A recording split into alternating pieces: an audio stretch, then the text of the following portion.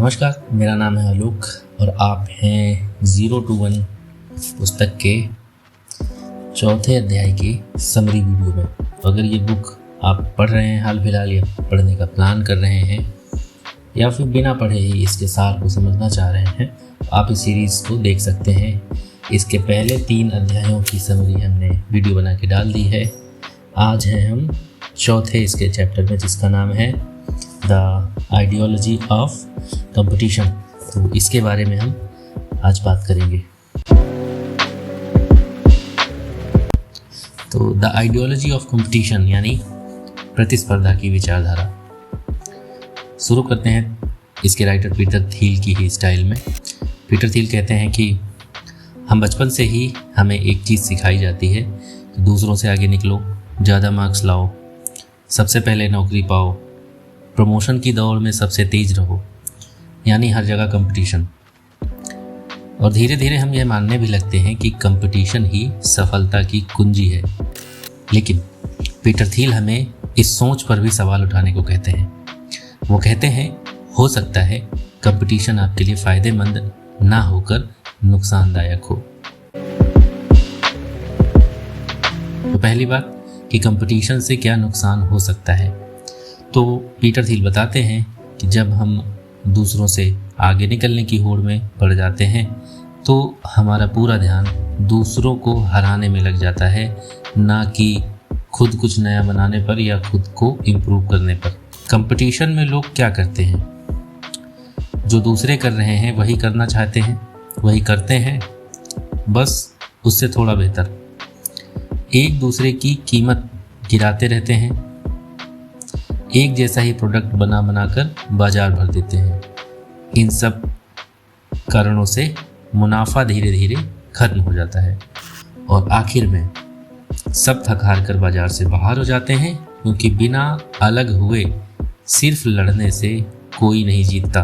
बिना अलग हुए यानी दूसरों से अलग कुछ काम करना या कुछ प्रोडक्ट देना। तो आखिर असली सफलता कहाँ है? पीटर थील कहते हैं, सभी सफल कंपनियां खुद को दूसरे से अलग बनाती हैं। उनकी अपनी एक यूनिक आइडेंटिटी होती है, उनकी अपनी एक टेक्नोलॉजी, एक मिशन, एक प्रोडक्ट होता है जो उन्हें किसी भी कंपटीटर से अलग करता है। उदाहरण भी दिए हैं। पहला है गूगल का सर्च इंजन का उदाहरण। वो कहते हैं कि गूगल के सर्च इंजन को गूगल ने इतना बेहतर बना दिया है कि बाकी सब पीछे रह गए हैं। फेसबुक ने सोशल नेटवर्किंग को बिल्कुल नया अनुभव दिया है, उसके टक्कर में आसपास भी कोई नहीं दिखता है। तीसरा उदाहरण है टेस्ला का, जिसने इलेक्ट्रिक कार्स को लग्जरी और परफॉर्मेंस का नया स्टैंडर्ड बना दिया है। तो अगर आप समाचार या टेक वर्ल्ड से अपडेटेड हैं, मुझे खुद याद आ रहा है अभी कि एक चाइनीज़ कंपनी है BYD, build your dreams. Tesla को वर्तमान में सबसे कड़ी टक्कर अगर कोई कंपनी दे रही है या देगी आगे चल के 100%, तो वो है BYD। क्योंकि टेस्ला जिस कीमत में जो फीचर्स प्रोवाइड करा रही है लोगों को, उससे मैं कहूँगा 2 गुने 3 गुने ज़्यादा फीचर्स उससे आधे दाम में, एज इट इज़ चाइनीज़ वे। तो चाइनीज़ कंपनी है, टेस्ला को पछाड़ने के लिए अपने ही स्टाइल में मार्केट में आ चुकी है। मैं कहूँ तो इंडिया में भी उसकी कारें हमें खूब देखने को मिलती है, यहाँ की, यहाँ लखनऊ में भी। तो ये मुझे याद आया तो मैंने ऐड कर दिया अपनी तरफ से। पीटर थील आगे कहते हैं इसमें कि इन कंपनियों ने सिर्फ अच्छा बनने की कोशिश नहीं की, इन्होंने अलग बनने की भी कोशिश की है। सो तीसरी बात है कि बड़ी कंपनियां भी अपना असली रूप छुपा कर रखती हैं। पीटर थील बताते हैं कि बड़ी कंपनियां अपनी मोनोपोली को छुपाती हैं और अपने बड़े आकार को भी छुपाती हैं। वो सरकार से बचने के लिए खुद को छोटा और मासूम दिखाती हैं।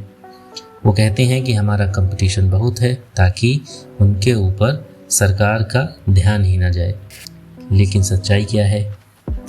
गूगल का सर्च इंजन मार्केट पर लगभग पूरा कब्जा करके बैठा है। अमेज़ॉन की ऑनलाइन रिटेल में बहुत बड़ी पकड़ है। फेसबुक के पास सोशल मीडिया का साम्राज्य है। यानी असली सफलता मोनोपोली में है, ना कि भीड़ में। आप भीड़ से शुरुआत तो कर सकते हैं, रास्ता हो सकता है भीड़ से होकर जाता हो, लेकिन वो भीड़ तक ही सीमित ना होकर भीड़ के उस पार कुछ अलग भी दिखना चाहिए रिजल्ट के तौर पे। क्या हमें कंपटीशन से डरना चाहिए? तो इसका एक शब्द में जवाब लिखा है नहीं। हमें भीड़ से डरना नहीं चाहिए, हमें भीड़ में फंसने से डरना चाहिए, हमें दूसरों की नकल करने से डरना चाहिए। पीटर थिल कहते हैं, ग्रेट कंपनीज एस्केप कंपटीशन, यानी महान कंपनियां कंपटीशन से बाहर निकलती हैं, उसमें फंसती नहीं हैं। तो अगर आप वाकई कुछ बड़ा करना चाहते हैं तो अपनी अलग पहचान बनाइए, दुनिया की कोई नई समस्या को सुलझाइए, ऐसी चीज़ बनाइए जिसकी दुनिया को ज़रूरत हो और जो दूसरा कोई वह चीज़ समाधान ना दे सकता हो। तो एक गहरी सीख जो हमें इस अध्याय से मिली वो ये है कि कंपटीशन आपको व्यस्त रखता है और इनोवेशन आपको महान बनाता है। जो हमेशा सिर्फ दूसरों से आगे निकलने में लगे रहते हैं वो अक्सर जो है ये बात भूल जाते हैं कि उन्हें खुद कौन सा रास्ता अपनाना चाहिए था। इस चैप्टर के जो मुख्य संदेश हैं वो हैं, कंपटीशन में मत पड़ो, कुछ नया बनाओ यानी यूनिक बनो और ऐसा बिजनेस बनाओ जिसका कोई विकल्प ही ना हो। अब मेरा आपसे एक सवाल है कि अगर आप कोई नया बिजनेस शुरू करना चाहते हैं, स्टार्टअप शुरू करना चाहते हैं, तो आप उसमें ऐसा क्या यूनिक करेंगे जिससे लोग आपको कंपटीशन किसी दूसरी कंपनी का ना मान के एक ज़रूरत की तरह आपको लें, एकदम अलग नए सिरे से। तो नीचे कमेंट में अपनी राय ज़रूर शेयर करिएगा। मैं हर कमेंट पढ़ता भी हूँ और उनसे सीखता भी हूँ। तो अगर आपको ये वीडियो पसंद आया हो तो चैनल है सब्सक्राइब करके जाइएगा। तो मिलते हैं अगले वीडियो में एक नई सोच, एक नए अध्याय, एक नई ऊर्जा के साथ। 5वां अध्याय है लास्ट मूवर एडवांटेज, इसके बारे में बात करेंगे। तब तक के लिए नमस्कार, पढ़ते रहिए, बढ़ते रहिए।